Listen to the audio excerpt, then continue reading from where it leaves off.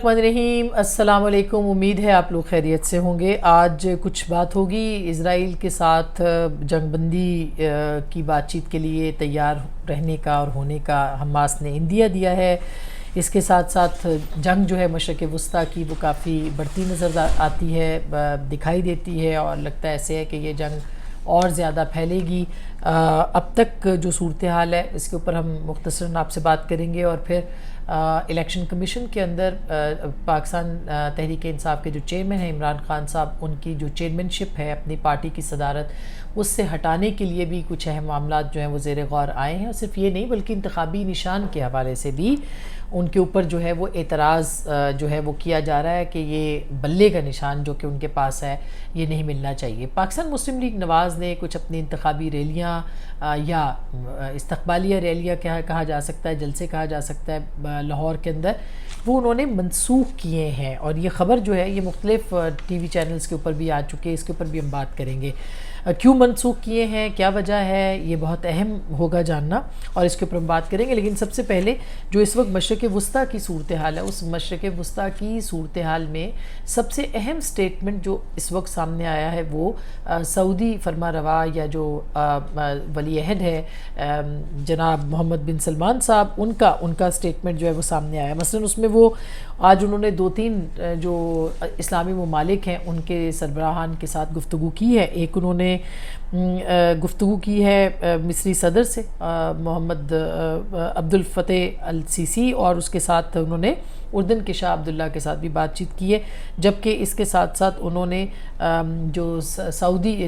فلسطینی جو صدر ہیں محمود عباس صاحب، ان کے ساتھ بھی گفتگو کی ہے۔ اس میں انہوں نے ایک بڑی اہم بات کی ہے، جو کہ ایک یہ آپ کو بتا دیں کہ جو امریکی میڈیا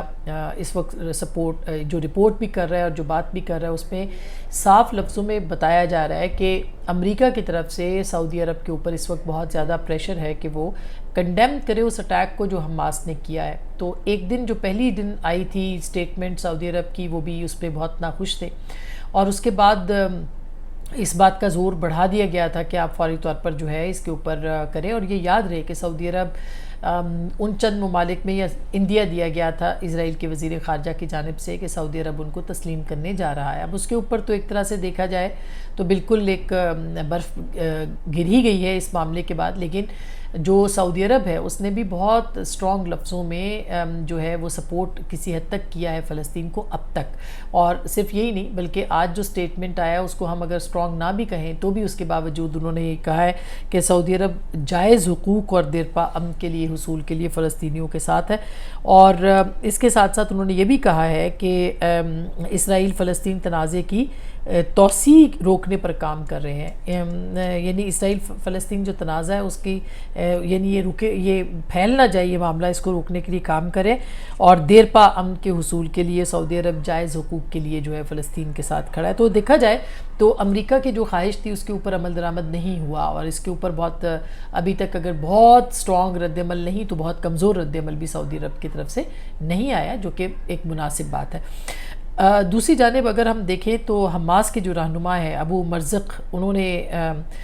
جو ہے وہ میڈیا سے بات کی ہے، اور انہوں نے کہا ہے کہ حماس ایسی اس تمام یعنی جو صلح کی یا جو مذاکرات کی کوششیں اس کے لیے تیار ہے،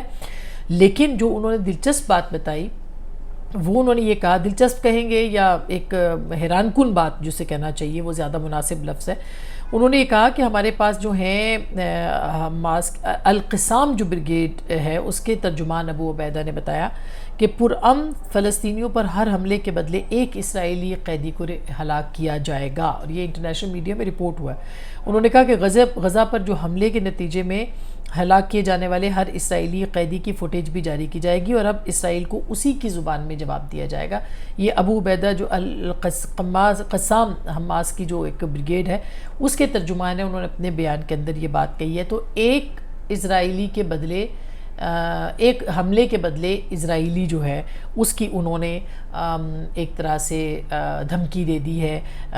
حماس نے، اور فوٹیج بھی انہوں نے کہا کہ وہ جاری کر دی جائے گی۔ تو یہ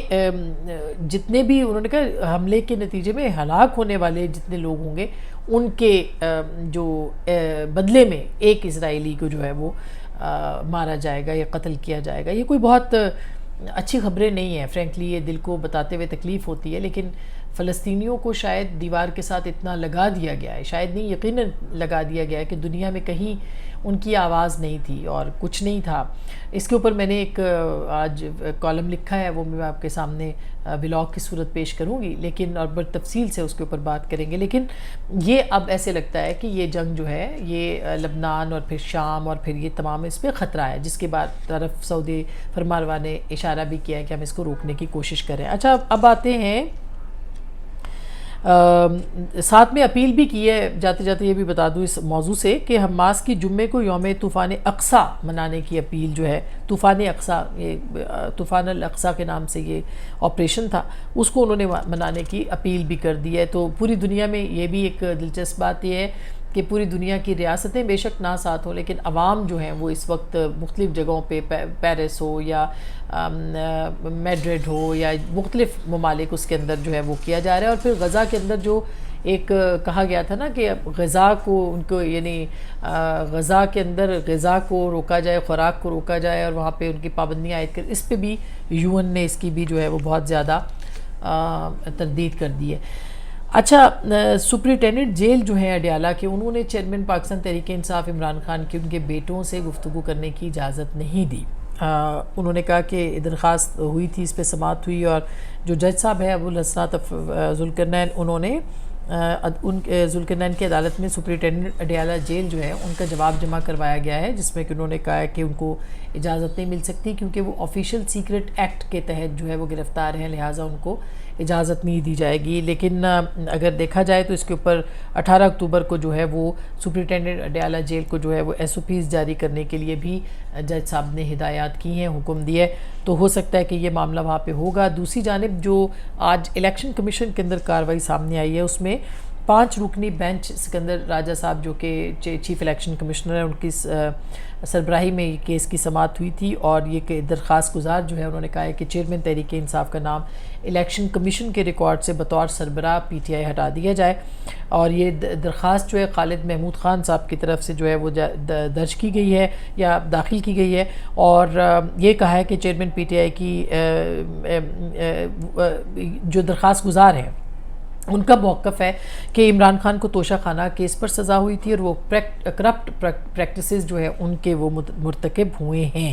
لہٰذا اور پھر اس کے جواب بھی ممبر الیکشن کمیشن کی جانب سے کہا گیا کہ چیئرمین PTI کی اپیل ابھی التوا میں ہے، اپیل منظور ہو جائے تو کیا ہوگا۔ تو پھر اس پہ درخواست گزار نے کہا کہ سزا قائم ہے، اور جب تک چیئرمین PTI بری نہیں ہو جاتے، یہ بھی اس کے اوپر بھی جو ہے وہ بحث ہوئی۔ پھر چیف الیکشن کمشنر نے جو ہے وہ چیئرمین PTI کو ہٹانے کے پہلے کے حوالے سے جو درخواست آئی تھی اسے بھی کمیشن نے مسترد کیا تھا، اور یہ انہوں نے کہا، اور پھر یہ بھی کہا کہ آپ کی درخواست اس سے مختلف ہے، نواز شریف کو پارٹی چیئرمین سے ہٹانے کا فیصلہ اور اس میں کیا فرق ہے، یہ ان کا سوال کیا گیا درخواست گزار سے، جس پہ کہ درخواست گزار نے کہا کہ نواز شریف کو پاناما کیس میں سپریم کورٹ نے نااہل کیا تھا، چیئرمین PTI کو الیکشن کمیشن اور ٹرائل کورٹ نے نااہل کیا، یعنی یہ کہ وہ اور معاملہ تھا، یعنی کہ سپریم کورٹ میں تھا، یہاں پہ یہ ہے، لیکن درخواست گزار نے یہ بھی کہا کہ چیئرمین PTI جو ہے وہ نااہل نہیں تھے اور نہ ہی انہیں عہدے سے ہٹایا گیا تھا، پہلے چیئرمین کو سزا نہیں ہوئی تھی، ان کو تو اب سزا ہو چکی ہے، یعنی ان کے کہنے کا مقصد یہ تھا کہ پہلے ان کو سزا نہیں ہوئی تھی، اب ان کو چونکہ سزا ہو چکی ہے، لہٰذا ان کے اوپر جو یہ معاملہ ہے ان کی نااہلیت کا یہ درست نہیں ہے، جس پہ ممبر الیکشن کمیشن جو ہے انہوں نے بھی یہ بات کہی کہ پہلے وہ ڈسکوالیفائی ہوئے تھے، نااہل نہیں ہوئے تھے، یعنی ان کو ایک حلقے سے الیکشن لڑنے کے لیے ڈسکوالیفائی کیا گیا تھا، جو کہ ظاہر ہے 5 سال کے لیے تھا، لیکن اب جو ہے وہ سزا ہوئی ہے، اس کے اوپر چیئرمین PTI جو ہے ان کو نااہل بھی کیا گیا ہے، یہ جو ہے ایک موقف اختیار کیا گیا۔ دوسری جانب ایک اور بہت اہم، تو اس سے یہ لگتا ہے کہ یہ معاملہ آگے جائے گا اور الیکشن کمیشن ہو سکتا ہے کہ ان کو جو ہے ان کی نااہلیت کے حوالے سے جو ہے وہ کوئی فیصلہ دے دے، لیکن بہرحال یہ درخواست کے اوپر جو ہے وہ کارروائی چل رہی ہے اور یہ تلوار لٹک رہی ہے کہ ان کے اوپر جو ہے یہ ان کے خلاف یہ فیصلہ آ سکتا ہے۔ دوسری جانب PTI کا جو انتخابی نشان ہے جو کہ بلہ ہے، اور کہا جا رہا ہے کہ بلہ بہت سارے سیاسی جماعتیں جو ہیں ان کے لیے ایک بڑا پریشان کن نشان ہے کہ اگر وہ بیلٹ پیپر پہ ہوا تو ان کو نقصان ہوگا، اور اس طرح کی ساری بات کی جا رہی ہے. تو اس کے اوپر جو ہے وہ بھی ایک درخواست جو ہے اس پہ فیصلہ محفوظ کر لیا گیا ہے کہ کیا پی ٹی آئی کو یہ نشان ملنا چاہیے یا نہیں ملنا چاہیے. یہ بھی 5 رکنی بینچ نے اس کے اوپر جو ہے وہ استحکام پارٹی کے جو رکن ہیں اون چودھری صاحب، جو کہ عمران خان صاحب کے معتمد خاص تھے کس زمانے میں،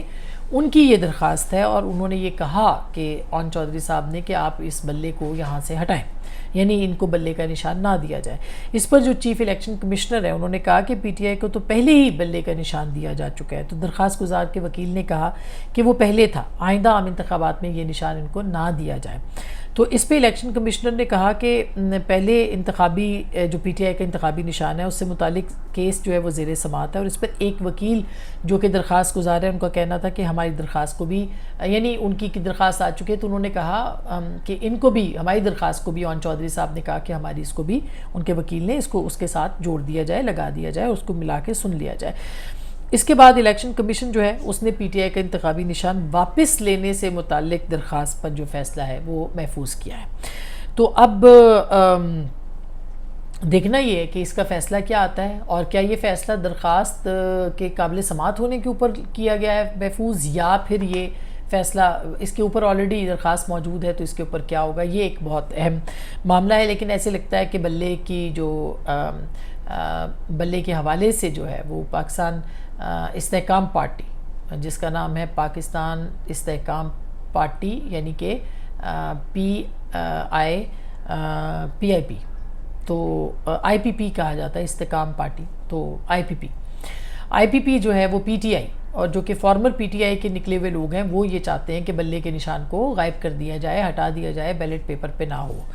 تو میرا نہیں خیال کہ اگر عمران خان صاحب کے خلاف کوئی جینون کیسز ہیں تو ان کے اوپر تو ظاہر ہے کہ ایک معاملہ چل رہا ہے، وہ کیسز تو عدالتوں کے اندر ہیں، الیکشن کمیشن کے اندر ہیں. لیکن ایک جماعت کے نشان کو ہی غائب کر دینا، میرا خیال ہے اس سے تو بہتر ہے کہ پھر مقابلہ نہ ہی کیا جائے سیاسی جماعتوں کا. اس کے اوپر سوچنا چاہیے. اچھا جی،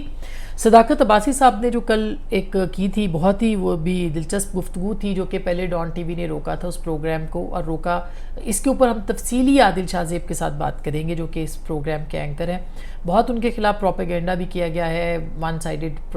ورژن بھی لیا گیا ہے. ون سائیڈڈ ورژن کبھی بھی صحافت کے لیے جو ہے وہ نہیں، اس کا یعنی نقصان دہ ہوتا ہے. تو ہم ان کے ساتھ بات بھی اس کے اوپر کریں گے. لیکن انہوں نے ایک بہت سنگین الزامات لگائے ہیں اپنے انٹرویو کے اندر. انہوں نے یہ کہا ہے کہ 7 مئی کے جو میٹنگ کے اہداف تھے وہ طے کر لیے گئے تھے، اور میٹنگ میں طے ہوا تھا کہ اگر چیئرمین پی ٹی آئی کی گرفتاری ہوتی تو رد عمل دینا ہے. اور پھر یہ بھی کہا کہ 9 مئی کو چیئرمین پی ٹی آئی کی گرفتاری کے بعد ذیلی قیادت نے کہا کہ لیاقت باغ اکٹھے ہو جائے. مظاہرین پہلے میٹرو بس کے اسٹیشن پر حملہ کرنے گئے، پھر پولیس نے آنسو گیس کی شیلنگ کی، اور چیئرمین پی ٹی آئی چاہ رہے تھے کہ بہت بڑا ری ایکشن آئے گا جس سے ادارہ پریشر میں آ جائے گا. اور عمران خان کا جو مزاحمتی بیانیہ ہے، مزاحمت کے بعد مفاہمت کا تھا، وہ نہیں چاہتے تھے کہ عاصم منیر صاحب جو ہے وہ جنرل، وہ آرمی چیف بنے. اور پھر انہوں نے کہا کہ کچھ عرصہ وہ منظر عام سے غائب رہے، یعنی کہ ان کی جو اغوا کی یا جو باتیں ایبڈکشن کی تھی وہ انہوں نے تردید کی، ٹی وی کے اوپر انہوں نے تردید کی. اب مجھے نہیں پتا کہ دراصل وہ رہے یا ان کو واقعی گرفتار نہیں کیا گیا تھا. تاثر یہی ہے کہ وہ شاید گرفتار تھے اور اس کے بعد جو ہے وہ رہا ہوئے. لیکن اس کے اوپر ہم تفصیلی بات کریں گے انشاءاللہ عادل شاہ زیب سے بھی. لیکن جو ان کا موقف ہے بڑا دلچسپ ہے، اور میں چاہوں گی کہ ان کی زبانی آپ کے سامنے رکھا جائے. اب تک کے لیے اتنا ہی. اپنا بہت خیال رکھیے گا. اللہ نگہبان.